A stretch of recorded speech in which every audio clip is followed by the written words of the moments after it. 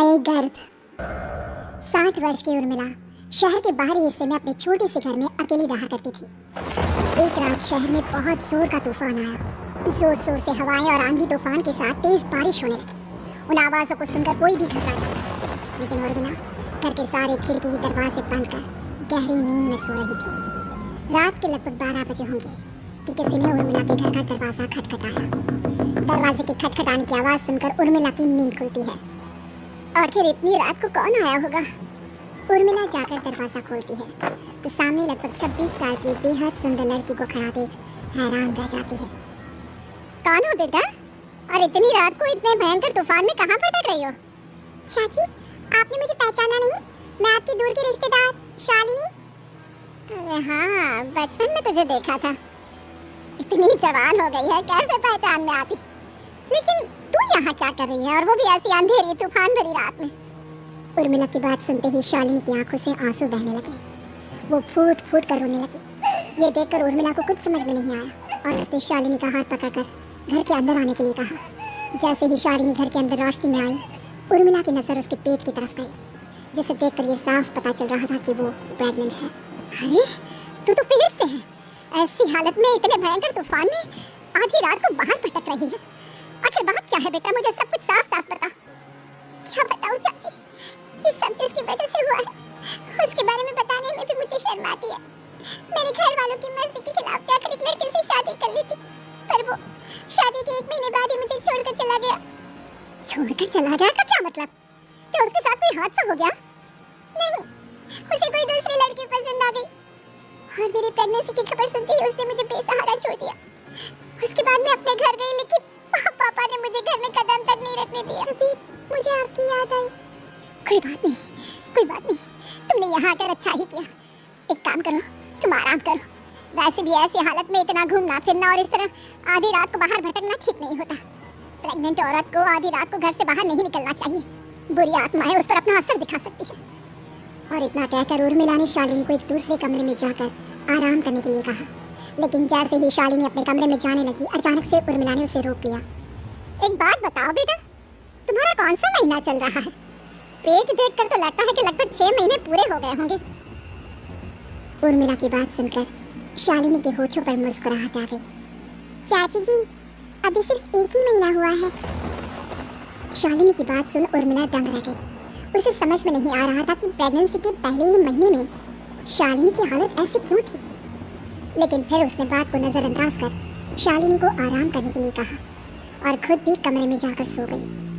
अभी कुछ ही घंटे बीते थे कि अचानक से एक बच्चे के बड़े ही अजीबोगरीब बेढंग के तरीके से रोने की आवाज़ें उर्मिला के घर में गूंजने लगी। उन आवाज़ों को सुनकर उर्मिला की नींद फिर से खुलती है। ये अचानक बच्चे के रोने की आवाज़ कहाँ से आने लगी? उसने उठकर चारों तरफ देखा, पर वहाँ उसे कोई नजर नहीं आया। उर्मिला घबराते हुए शालिनी के कमरे में गई तो वहाँ उसे कमरे की दीवार पर एक बेहद खौफनाक साया नजर आया, जिसे देखकर उर्मिला बुरी तरह से घबरा गई। आखिर ये सब क्या हो रहा है? शालिनी, शालिनी उठो! उसने जोर जोर से आवाज देकर शालिनी को जगाने की कोशिश की, लेकिन ऐसा लग रहा था जैसे उसकी आवाज शालिनी तक पहुंच नहीं रही थी। कमरे की दीवार पर एक बहुत बड़ा और बेहद डरावने दिखने वाले इंसान का साया और एक बच्चे के अजीबोगरीब ढंग से रोने और चीखने की आवाजें अब उर्मिला को ज्यादा डराने लगी थी।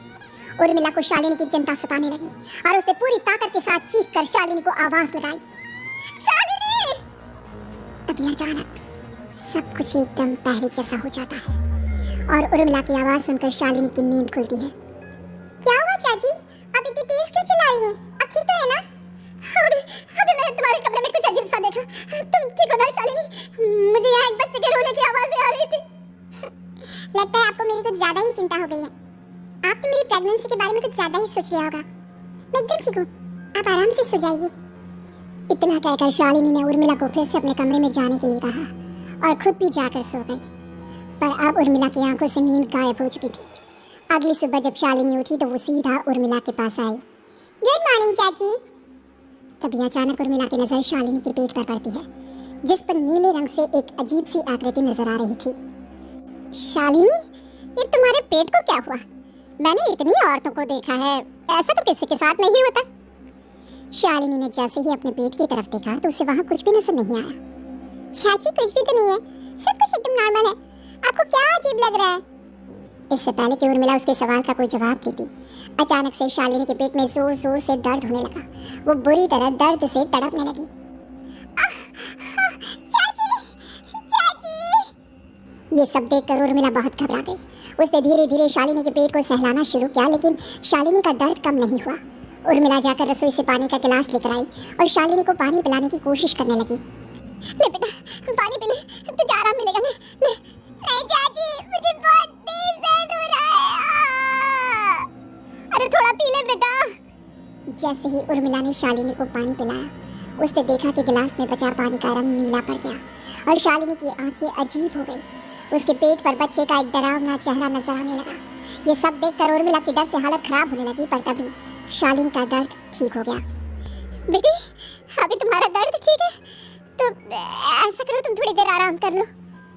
शालिनी को आराम करने के लिए कहकर उर्मिला तेज कदमों से चलकर घर से बाहर निकल जाती है और पास ही रहने वाली एक औरत कालिंदी के पास पहुंचती है। अरे उर्मिला बहन, बड़े दिनों बाद दिखाई दी, क्या हुआ? बहुत घबराई हुई सी लग रही हो, सब ठीक तो है ना? क्या बताओ कालिंदी बहन, मेरी एक दूर की रिश्तेदार आई हुई है, वो पेट से है और उसके साथ ना अजीब अजीब चीजें हो रही है। अब उर्मिला सारी बात कालिंदी को बताती है, जिसे सुनने के बाद काले जादू और तंत्र विद्या की माहिर कालिंदी एक ताबीज बनाकर उसे देती है। बहन, मुझे शालिनी पर किसी बुरी आत्मा का साया लगता है। ये ताबीज ले जाओ, आज रात को 12 बजे उसे पहना देना, फिर सब ठीक हो जाएगा। उर्मिला ताबीज लेकर घर वापस आती है और अब आधी रात के होने का इंतजार करने लगती है। जैसे ही आधी रात होती है, वो नींद में सोई शालिनी को ताबीज पहना शांति से अपने कमरे में आकर अपने पलंग पर लेट जाती है। अब सब ठीक हो जाएगा, ये सोचकर उर्मिला शांति की एक सांस ही लेती है कि तभी अचानक उसकी आंखों के सामने कुछ ऐसा आता है जिसे देखकर उर्मिला डर से चीखने लगती है। तुम कौन हो? तुम जाओ यहाँ से, जाओ यहाँ से। तभी उर्मिला की एक जोरदार दर्द भरी डरावनी चीख वहां पर गूंज गई। उर्मिला की आंखों के सामने एक बच्चा खड़ा हुआ था, जिसका पूरा शरीर किसी बूढ़े की तरह नजर आता था, लेकिन मुंह किसी नवजात बच्चे की तरह था। उसकी आंखें गुस्से से लाल थी और वो घूर घूर कर उर्मिला की तरफ देखा जा रहा था। कौन हो तुम? कौन हो? उर्मिला के चीखते ही वो बच्चा जोर जोर से रोने लगा। घबराकर उर्मिला ने अपने हाथों को अपने कानों पर रख लिया। उसकी समझ में नहीं आ रहा है कि आखिर ये सब उसके साथ क्या हो रहा है। कौन हो तुम? कौन हो? क्या चाहते हो मुझसे? जा यहाँ से, और घर पे भागो। तभी अचानक से उर्मिला के पूरे घर में लाल रंग की रोशनी फैल गई। वो बच्चा धीरे धीरे कदमों से चलता हुआ उर्मिला की तरफ बढ़ने लगा। किसी नवजात पैदा हुए बच्चे के जैसे उसके रोने की आवाज अब उर्मिला के कानों में गूंज रही थी।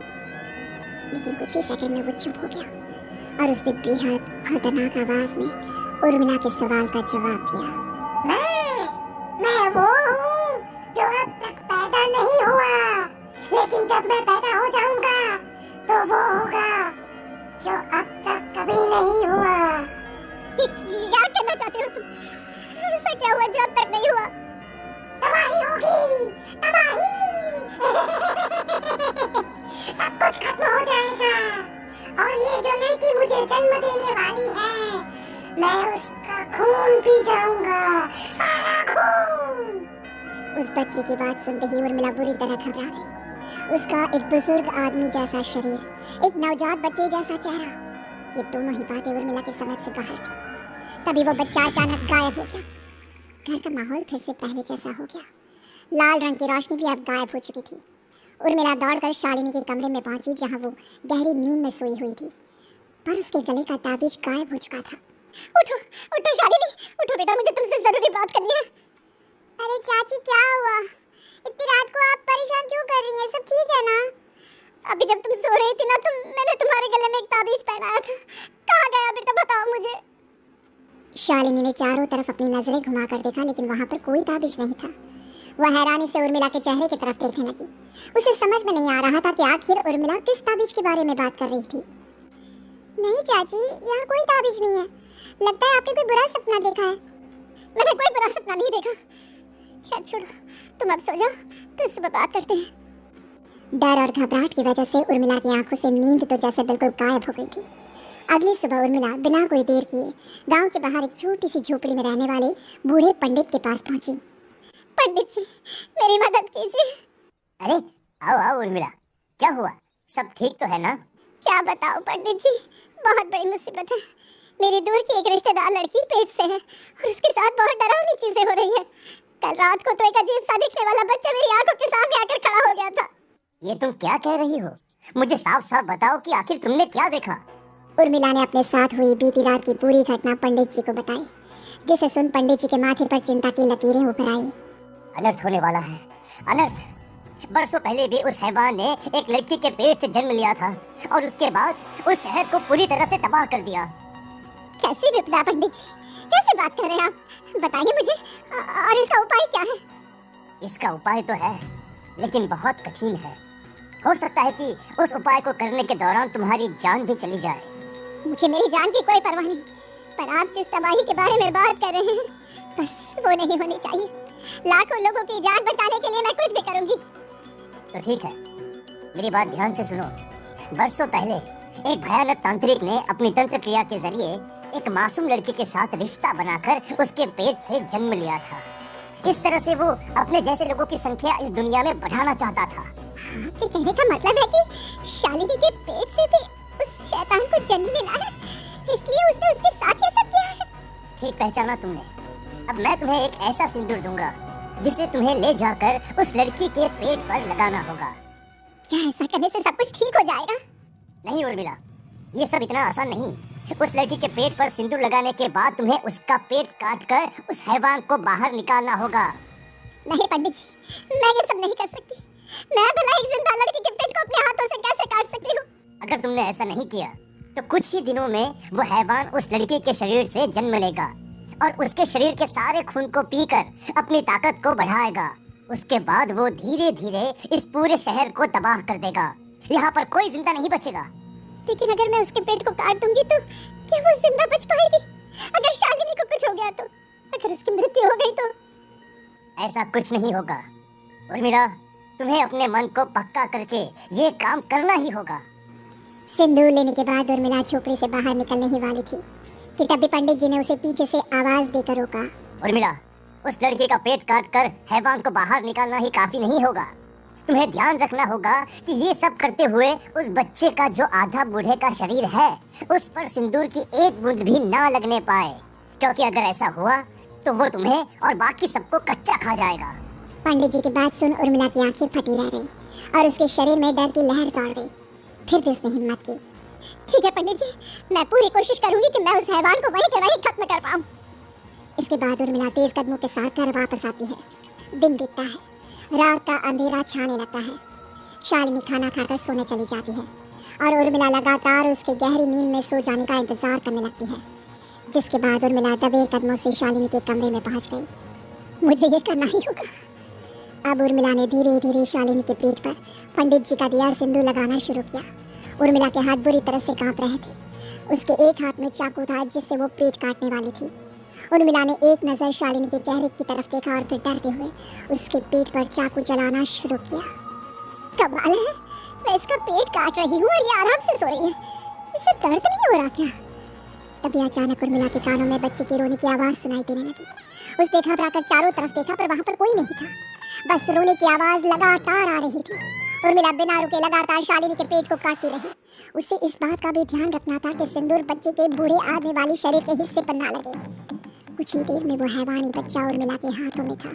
उसने बड़ी ही सावधानी से उस बच्चे को बाहर निकाला और पंडित जी के कहे अनुसार उसे घर से दूर चलाने के लिए ले गई। पर तभी उसके सामने वही बूढ़े शरीर और बच्चे के चेहरे वाला बच्चा आ गया। अपनी गोद में और सामने भी बच्चे को देखकर उर्मिला हैरान रह गई।